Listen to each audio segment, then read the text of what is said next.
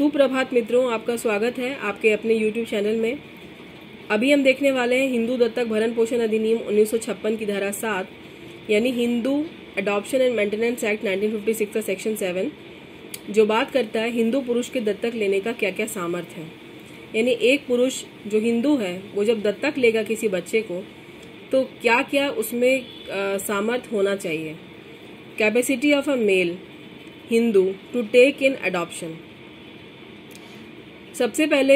स्वस्थ चित्त होना चाहिए, दिमागी रूप से स्थिर होना चाहिए, सही होना चाहिए, और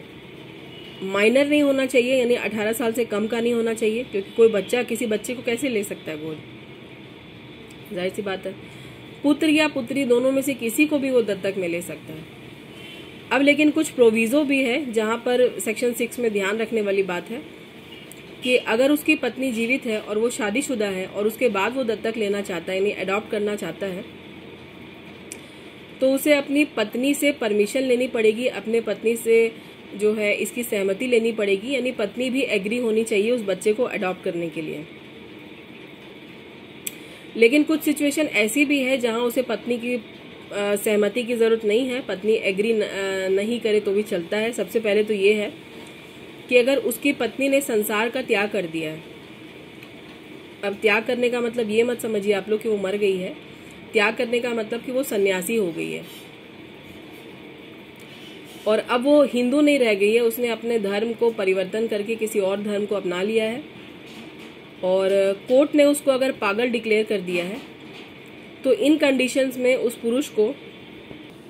अपनी पत्नी से पूछने की, उसकी परमिशन लेने की, उसकी सहमति लेने की कोई आवश्यकता नहीं होगी।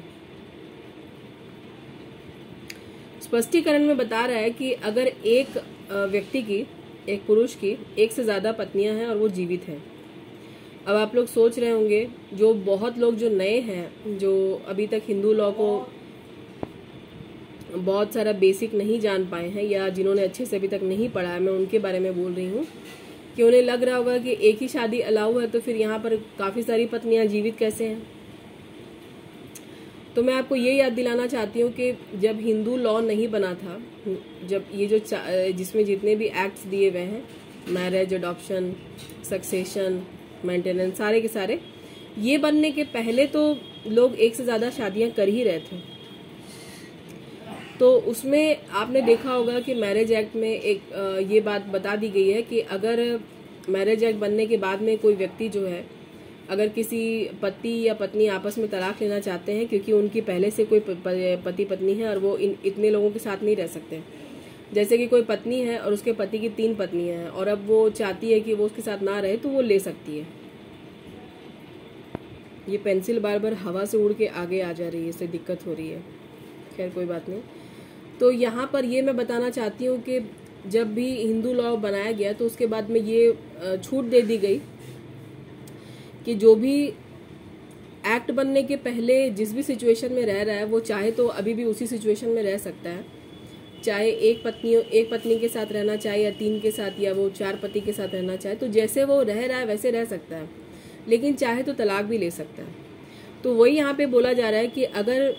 इस एक्ट के बनने के पहले किसी आदमी ने 3 शादियां की है और तीनों पत्नियां उसकी अगर जीवित हैं और अब वो दत्तक लेना चाहता है,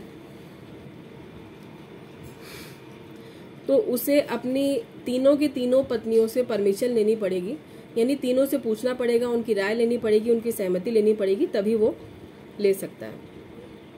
इस सेक्शन में इतनी ही बात है, लेकिन बहुत इंपॉर्टेंट बात है, और सेक्शन ऐसा है कि इसे काफी बार पूछा जा चुका है। आप देखिएगा एमसीक्यू में ये क्वेश्चन आपको जरूर मिलेगा इससे, तो इसको आप अच्छे से देखिएगा, 2-3 बार रिवाइज कर लीजिएगा, 3 बार मैक्सिमम काफी है। मिलेंगे आपसे नेक्स्ट वीडियो में, नेक्स्ट टॉपिक के साथ में, नेक्स्ट सेक्शन के साथ में। तब तक के लिए पढ़ते रहिए,